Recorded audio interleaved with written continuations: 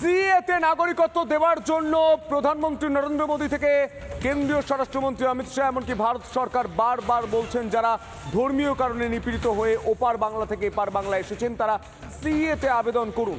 তার জন্য বঙ্গ বিজেপির তরফ থেকে জেলা বিজেপির তরফ থেকে সিএ ক্যাম্প করা হয়েছে, কিন্তু তৃণমূল এই ঘোলা জলে মাছটা ধরতে চাইছে। তৃণমূল বলছে না না না না না না, সিএতে আবেদন করবেন না, সিএতে আবেদন করলে আপনার নাগরিকত্ব চলে যাবে। কোন যুক্তিতে বলছেন দাদা বলুন তো? কোন এক্সপায়ারি মাল খান, কোন এক্সপায়ারি খাবার খান এইসব বলছেন, মানুষকে বিভ্রান্ত করছেন? দেখো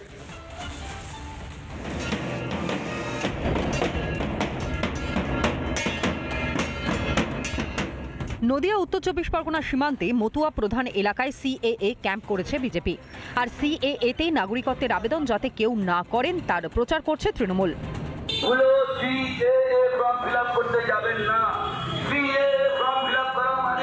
আপনার নিজের বিপদ নিজে ডেকে আনা। সিএ ফর্ম ফিল আপ করলে আপনি ভারতীয় নাগরিকত্ব থেকে বাদ যাবেন এবং আপনার ভোটার তালিকা থেকে নাম বাদ যাবে। সিএএ তো নাগরিকত্ব দেবার আইন, তাহলে এমন প্রচার কেন? তৃণমূলের জন্মটা যে গর্বে, সে গর্ভটা হচ্ছে কংগ্রেস।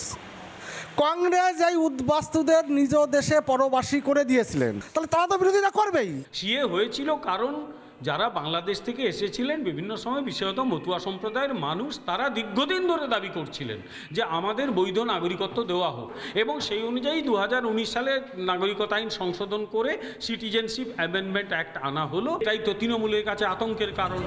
এসআইআরের আবহে মতুয়া প্রধান এলাকায় সিএএ ক্যাম্প করেছেন স্থানীয় পদ্ম বিধায়করা। রানাঘাটে পার্থসারথী চ্যাটার্জি আর বনগাঁয় অশোক কীর্তনিয়া। বাংলাদেশ থেকে লাগভাগ হয়ে গিয়েছে ওই 40 বছর। আপনার 2002 সালে ভোটার তালিকায় নাম আছে? না, নেই। এই এসআইআর এর নাম যদি কেটে যায় তার পরবর্তীতে কি হবে সেই জন্যে সিএতে আবেদন করুন। হ্যাঁ, ভয় লাগছে, নাম কেটে যাবে, শুনলাম মায়ের নাম কেটে যাবে।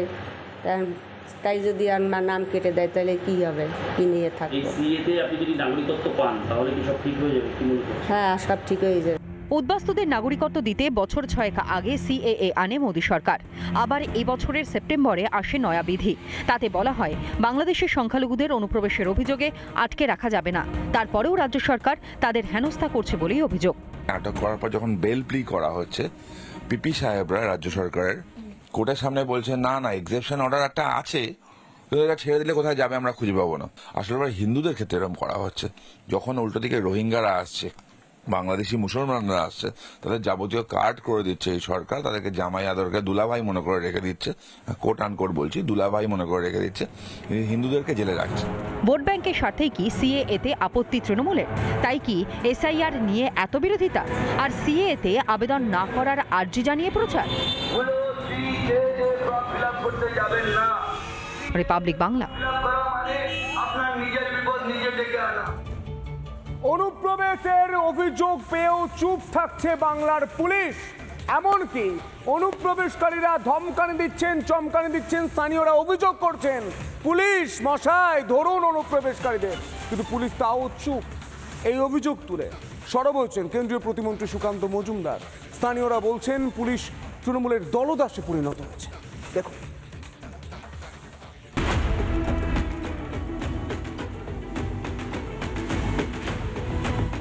দক্ষিণ দিনাজপুর জেলার অন্তর্গত বংশীহারি এলাকা। অভিযোগ সেখানেই ঘাঁটি গেড়েছে বাংলাদেশি দম্পতি। বিশুর সঙ্গে আর কে এসছে? ওনার স্ত্রী, ওনার ছেলে মেয়ে। কোথা থেকে এসছে ওরা? এখন বাংলাদেশ কোথায় ছিল এটা তো জানি না। ও তো বলে ওর ভাইয়ের বাড়িতে আসছে, ওটা ওর বাবার বাড়ি ছিল। ফিরোজ মিয়ার বাড়িতে এখন ওর ভাই আসছে। কতদিন থেকে এখানে আছে? এখন ইদানিং আসছে। বাংলাদেশে কতদিন থেকে ছিল? ওখানে ভালোই ছিল, মোটামুটি 20-25 বছর। অনুপ্রবেশের অভিযোগ পেয়েও নিষ্ক্রিয় বংশীহারি থানা, দাবি স্থানীয় বাসিন্দাদের। জোর জবরদস্তি আছে। তো আপনারা এই নিয়ে থানায় অভিযোগ করেছিলেন? হ্যাঁ, করেছি, 2বার করে করেছি। কোনো ব্যবস্থা হয়নি? কোনো ব্যবস্থা নেয়নি, কিছু করিনি। তাহলে কি মনে করছেন যে প্রশাসন ব্যর্থ? প্রশাসন হ্যাঁ ব্যর্থই। প্রশাসন বলে কিছু জিনিস নাই। আমাদের যদি মেরে ফেলে তা প্রশাসনের কিছু না। হুমকি দিচ্ছে বাংলাদেশি অনুপ্রবেশকারীরা, এমনই অভিযোগ এলাকাবাসীর। অবস্থা হয়ে গেছিল যে আমাদের কখন মেরে ফেলে, আমাদের তাও হুমকি দেয়, মাঝে সাঝে আমাদের হুমকি দেয়, মাঠে ঘাটে দেখতে পারে যে কখন মারবই, আজ হোক কাল হোক। আমার সঙ্গে চ্যালেঞ্জ করছে, আজ হোক কাল হোক তোমার স্বামীকে মারবই। দক্ষিণ দিনাজপুরে অনুপ্রবেশ নিয়ে সরব কেন্দ্রীয় প্রতিমন্ত্রী সুকান্ত মজুমদার। দক্ষিণ দিনাজপুরে 2 বাংলাদেশি অনুপ্রবেশকারীর বিরুদ্ধে অভিযোগ, সব জেনেও নিষ্ক্রিয় বংশীহারি থানা। মমতা বন্দ্যোপাধ্যায়ের নির্দেশেই চুপ পুলিশ। আসলে এই অনুপ্রবেশকারী তৃণমূলের ভোট ব্যাংক। যতই জাতীয় নিরাপত্তার বিপদ ডেকে আনুক অনুপ্রবেশ, তবুও হেলদোল নেই পশ্চিমবঙ্গের শাসক দল তৃণমূলের। সুকান্ত মজুমদার ওই সব তথ্য নিয়ে গিয়ে আদালতের দ্বারস্থ হোক, তারপর দেখা যাবে। ওনার কাছে অনেক তথ্য আছে, উনি অনেক কথা বলছেন। একটা লোকের বাংলাদেশে ওনার ঘরে ওনার পার্টিতে বসবাস করে সেরকম লোকেরও আমরা দিয়ে দিতে পারবো যে তারা হয়তো বাংলাদেশে আছে, বাংলাদেশ থেকে এসে ওনার কাছে আছে, এখানে হয়তো অবৈধভাবে তারা কাগজপত্র করেছে। যাদেরকে ব্যবস্থা নেওয়া হচ্ছে না, আমি তাদের নাম জানার ইচ্ছা থাকবে আমার। দুটো পরিচয় থাকতে পারে তার, এক তৃণমূলের কোর ভোট ব্যাংক, অথবা তৃণমূলের ভোটিং মেশিনে তারা হেল্প করে, অথবা তাদের মমতা বন্দ্যোপাধ্যায় সেই দুধ দেওয়া গরু সম্প্রদায়ের, দুটোর মধ্যে একটা হবে। তার জন্যই ব্যবস্থা হচ্ছে না। ভোট বড় বালাই, তাই কি অনুপ্রবেশকারীদের জামাই আদর তৃণমূলের? নিজের আখের গোছাতে গিয়ে জাতীয় সুরক্ষাকে চ্যালেঞ্জের মুখে ফেলছে ঘাসফুল। ম্যাডাম, আপনি তো ভারতের অঙ্গরাজ্যের মুখ্যমন্ত্রী। এদেশের মানুষের নিরাপত্তা রক্ষার দায়িত্ব কি আপনার নয়, নাকি ভোট জিততে ভুলেছেন প্রশাসনিক দায়িত্ব? রিপাবলিক বাংলা। গোটা দেশ জুড়ে SIR লাগু হতেই, বাংলা জুড়ে SIR ঘোষণা হতেই বাংলা ছেড়ে বাংলাদেশিদের পালানোর হিড়িক। 3 দিনে 100 জন বাংলাদেশিকে গ্রেপ্তার করা হয়েছে। আর সেই খবর সামনে আসার পরই রাজ্যের বিরোধী দলনেতা শুভেন্দু অধিকারী বলছেন, যদি বাঁচতে চান তাহলে বাংলা ছেড়ে পালান। যারা এ দেশীয় নয়, যারা রোহিঙ্গা, যারা বাংলাদেশি, তারা এই বাংলা ছেড়ে পালান। দেখুন, কিচ্ছু চিন্তা করতে হবে না, সিএতে অ্যাপ্লাই করুন, বাকিটা আমরা বুঝে নেব। SIR নিয়ে শরণার্থীদের না হয় কোনো চিন্তা নেই, কিন্তু অনুপ্রবেশকারীদের মনে আতঙ্ক। তাই দলে দলে অনুপ্রবেশকারী দেশ ছাড়ছে। 3 দিনে স্বরূপনগর সীমান্ত এলাকায় 100 জনেরও বেশি বাংলাদেশি অনুপ্রবেশকারীকে গ্রেফতার করা হয়েছে। সকলেই সীমান্ত পেরিয়ে বাংলাদেশে যাওয়ার চেষ্টা করছিল। প্রায় 20-25% মুসলিম বাংলাদেশি পালিয়েছে। বর্ডার এলাকার গ্রাম ফাঁকা হয়ে গেছে, নিউ টাউনে কাজের লোকরা নাই, হাওয়া হয়ে গেছে। অনেকেই পালাচ্ছে, কেউ কেউ এখনো অনুপ্রবেশের চেষ্টা করে যাচ্ছে। মালদার হবিবপুরে অনুপ্রবেশের চেষ্টা করে একদল বাংলাদেশি। BSF তারা করতেই পালানোর চেষ্টা করে। স্থানীয়দের সাহায্যে একজন ধরা পড়ে।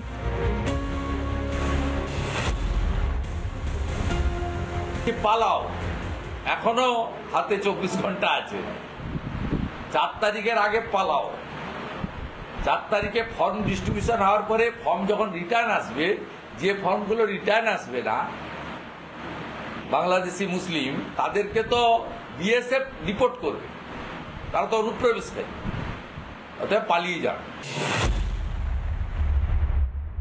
তো হিন্দু শরণার্থীদের প্রোটেকশন দেব আমরা, একদম গুনে গুনে দেব। তারপরেও যদি 5 জনও বাকি থাকে, আপনারা আপিলে যাবেন সিও অফিসে, ইলেকশন কমিশনে, যা করার আমরা প্রত্যেকটা জেনুইন ভোটারকে প্রোটেকশন দেব। সে ভারতীয়, যারা হিন্দু হতে পারে, মুসলিম হতে পারে, আর বাংলাদেশ থেকে আসা হিন্দু শরণার্থীদের ফুল প্রোটেকশন দেব।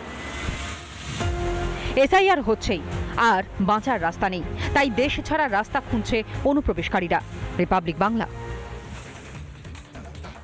পরিযায়ী শ্রমিক মদ ভেবে বিষ খেয়ে মারা গিয়েছে, পরিবার বলছে তাই, এবং ময়নাতদন্তের রিপোর্টও বলছে তাই। কিন্তু তৃণমূল বলছে না না না না না না না না, ওটি তো বলতে দেব না, ওটি তো হবে না, কারণ বাংলা SIR হয়েছে। যা মরবে SIR এর জন্য মরেছে, যা হবে SIR এর জন্য হচ্ছে। আমি বলছি না, তৃণমূলের মন্ত্রী স্বপন দেবনাথ বলছে। দেখুন,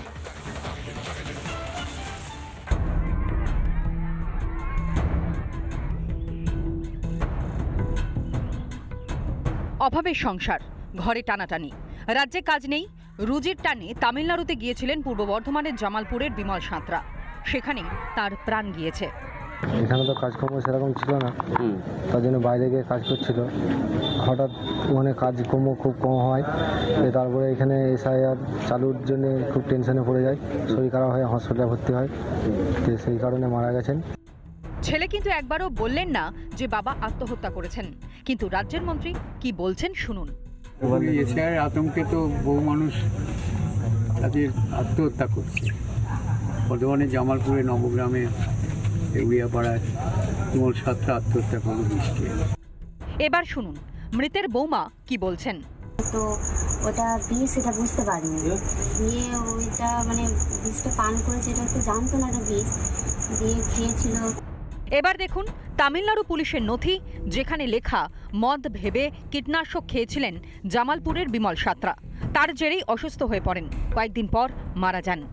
তার ছেলে বাপি সাঁতরা সে ওই থানায় একটি অভিযোগ করে, সেই অভিযোগের কপি তামিল ভাষায় ছিল, সেটা গুগল ট্রান্সলেটরের মাধ্যমে প্রথম ইংলিশে এবং পরবর্তীতে বাংলায় অনুবাদ করে আমরা যা বুঝেছি যে এই মৃত্যুর সঙ্গে এসআইআরের কোনো দূর দূরান্ত পর্যন্ত যোগ নেই। পূর্ব বর্ধমান জেলা তৃণমূলের সভাপতি এক ধাপ এগিয়ে বিস্ফোরক দাবি করলেন। তাদের নাম হয়তো বাদ চলে যাবে, তাদের দেশ থেকে চলে যেতে হবে, এই চিন্তার মধ্যেই তিনি আত্মহত্যা করেছেন। পোস্টমর্টম রিপোর্ট বলেছে যে উনি বিষ পান করে আত্মহত্যা করেছেন। একের পর এক এসআইআরের মৃত্যু, এর জন্য মূলত নির্বাচন কমিশন এবং বিজেপি দায়ী। তৃণমূল কংগ্রেস দলটার কাজই হচ্ছে মানুষকে আতঙ্কিত করা, নিজেদের স্বার্থসিদ্ধির জন্য এরা যে কোনো মানুষকে মেরে ফেলতে পারে এবং যে কোনো মৃত্যু নিয়ে নোংরা রাজনীতি করতে পারে। এটা প্রদীপ কর থেকে বিমল সাঁতরা, মাঝে আরও কয়েকজনের মৃত্যু নিয়ে আসরে তৃণমূল, সবাই নাকি এসআইআর আতঙ্কে আত্মহত্যা করেছেন। বিমল সাঁতরার মৃত্যু সম্পর্কিত নথি কিন্তু অন্য ইঙ্গিত দিচ্ছে। শীঘ্রই কি তৃণমূলের ভয়ঙ্কর মিথ্যাচারের পর্দা ফাঁস হবে? পূর্ব বর্ধমান থেকে সন্তোষ দাসের রিপোর্ট, রিপাবলিক বাংলা। 100% নয়, মাত্র 50% যদি এসআইআর ঠিকঠাক হয় তাহলে তৃণমূলের গদি উল্টে যাবে, অর্থাৎ হচ্ছে এসআইআর, যাবে মমতা বন্দ্যোপাধ্যায়ের চেয়ার। একথা সন্তু পান বলছে না, বলছে রাজ্যের বিরোধী দলনেতা শুভেন্দু অধিকারী। তিনি বলছেন 50% সফল হলেই তৃণমূল শেষ, এবং এই এসআইআর কার্বলিক অ্যাসিডের মতো কাজ করেছে, গর্ত থেকে সব সাপ বেরোতে শুরু করে দিয়েছে। দেখুন, ইলেকশন কমিশন ঘরতে কার্বলিক অ্যাসিড দিয়ে দিয়েছে, সাপগুলো এখন বেরোচ্ছে। 50% এসআইআর সাকসেস হলেই তৃণমূল হেরে।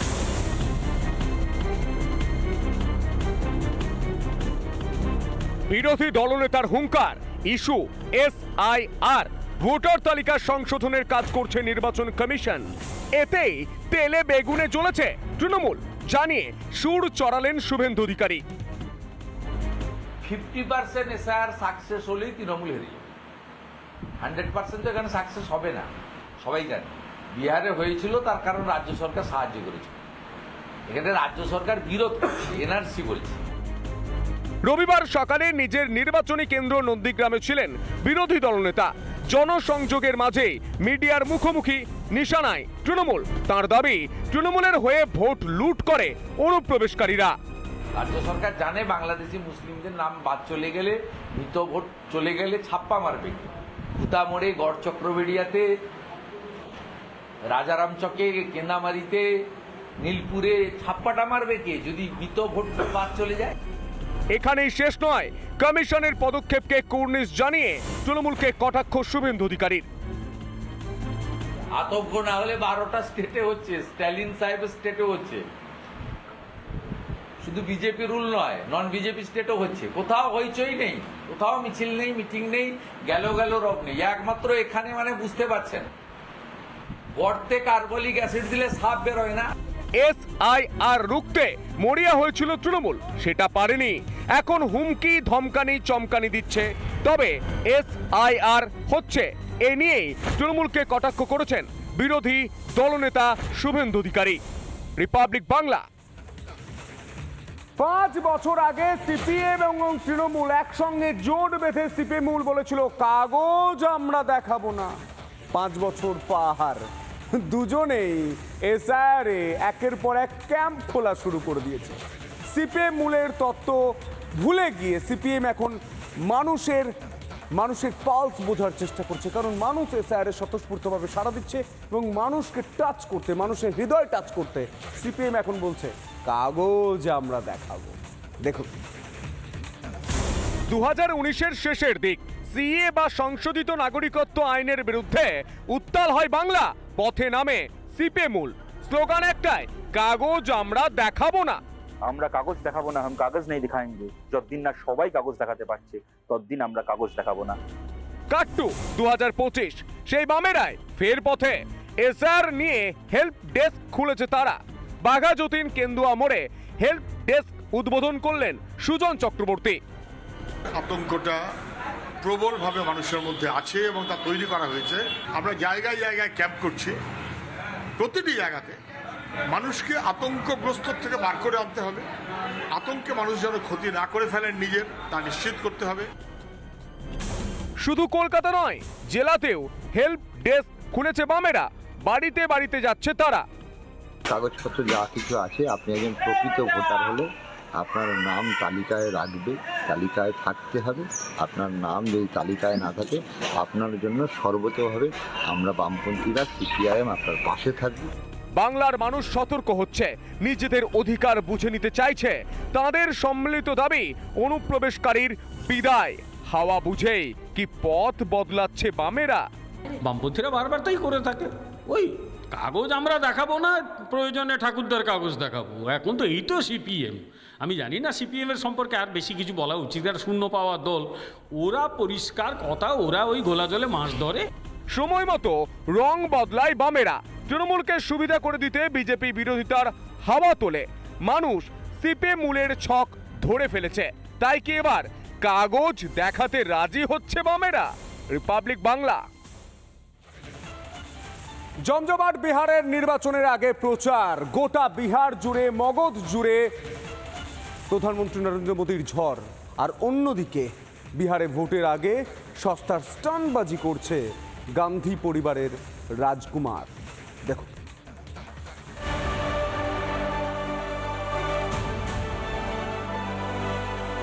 বিহার ভোটের প্রচার পর্ব জমজমাট। একের পর এক সভা, রোড শো করলেন প্রধানমন্ত্রী। মগধে অটুট মোদি ম্যানিয়া। প্রধানমন্ত্রীকে দেখতে চেনা ভিড়। মহিলাদের উপস্থিতি ছিল নজর কাড়া।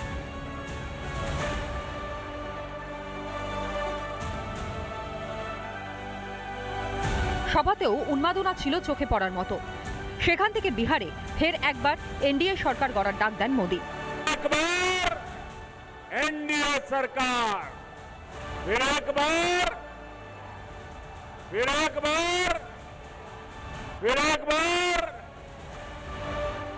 বিহারে উন্নয়নের খতিয়ান দেওয়ার পাশাপাশি কংগ্রেসকেও তোপ দাগেন প্রধানমন্ত্রী। यहाँ बिहार के किसानों को अब तक करीब 30,000 करोड़ रुपए मिल चुके हैं। जंगल राज वाले होते, उनके साथी कांग्रेस वाले होते, तो आपके हक का ये सारा का सारा पैसा लूटकर अपनी तिजोरी भर लेते। বিহারে প্রচারে নেমেছেন রাহুল গান্ধীও। জলে নেমে সাঁতার কাটলেন, মাছ ধরলেন। শাহজাদার সঙ্গে অবশ্যই সবসময় ছিলেন তার দেহরক্ষীরা। সে কোমর জলে নেমে মাছ ধরুন আর সাঁতার কাটুন। একদিকে উন্নয়ন, অন্যদিকে মিথ্যাচার। ভোটের সময় মাঠে নেমে ভোটারদের মন পেতে ছলচাতুরি গান্ধী পরিবারের শাহজাদার। বিহারের মানুষ বুঝে গেছে সবকা সাথ সবকা বিকাশের সুফল। স্টান্টবাজি করে কি তাদের মন ভোলাতে পারবেন রাহুল? সবই যেন মোদি ম্যানিয়ার কাছে ফিকে। রিপাবলিক বাংলা। ভারতের মহাকাশ বিজ্ঞান চর্চায় নতুন পালক। সব থেকে ভারী উপগ্রহটি প্রতিস্থাপন করা গিয়েছে তার কক্ষপথে। পুরো কৃতিত্ব ইসরো।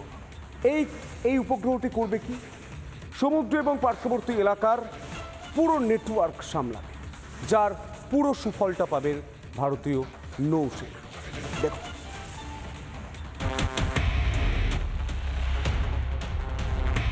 বাহুবলী রকেটে চেপে মহাকাশে পাড়ি দিল ইসরোর সবচেয়ে ভারী কৃত্রিম উপগ্রহ CMS-03। রবিবার বিকেল 5:26 অন্ধ্রপ্রদেশের শ্রীহরিকোটা থেকে রওনা দেয় স্যাটেলাইটটি। কৃত্রিম উপগ্রহটির ওজন 4,400 কেজি। এর আগে ভারতের মাটি থেকে এত ভারী উপগ্রহ উৎক্ষেপণ করা হয়নি। মহাকাশ বিজ্ঞানীরা বলছেন, দেশের যোগাযোগ ব্যবস্থার মোড় ঘুরিয়ে দেবে CMS-03 উৎক্ষেপণ। ভারতীয় নৌবাহিনীর যোগাযোগ ব্যবস্থা আরও নিরাপদ করবে। CMS-03 এটা অ্যাকচুয়ালি নেভিদের সঙ্গে এবং সাবমেরিনের সঙ্গে যে প্রচণ্ড হাই কোয়ালিটি ট্রান্সমিশন, শুধুমাত্র ভয়েস না, ভয়েস, ভিডিও এবং ডাটা ট্রান্সমিশন নেভাল শিপের মধ্যে, সাবমেরিনদের মধ্যে এবং এয়ারক্রাফটের মধ্যে, হ্যাঁ, যেগুলো ইন্ডিয়ান নেভির ওপরে থাকবে, মনে করুন এয়ারক্রাফট ক্যারিয়ার আছে তাদের সঙ্গেও। ইসরোর সাফল্যে শুভেচ্ছা জানিয়েছেন প্রধানমন্ত্রী নরেন্দ্র মোদী। দেশের মহাকাশ গবেষণার সাফল্যে আমরা গর্বিত। দেশের সবচেয়ে ভারী কৃত্রিম উপগ্রহ CMS-03 সফলভাবে উৎক্ষেপণ হয়েছে। ইসরোকে অনেক শুভেচ্ছা। মহাকাশে বিজ্ঞানে রকেটের গতিতে এগিয়ে চলেছে নতুন ভারত। মহাকাশে প্রতিস্থাপিত হচ্ছে একের পর এক শক্তিশালী উপগ্রহ। যুগান্তকারী পরিবর্তন আসছে যোগাযোগ ব্যবস্থায়। এটাই তো আত্মনির্ভর ভারত, নতুন ভারত। রিপাবলিক বাংলা। নানা ধরনের কন্টেন্ট দেখার জন্য লাইক করুন, শেয়ার করুন আমাদের ফেসবুক পেজ, সাবস্ক্রাইব করুন আমাদের ইউটিউব চ্যানেল। পাশাপাশি অন্যান্য ব্রেকিং নিউজের জন্য অবশ্যই চোখ রাখুন রিপাবলিক বাংলায়।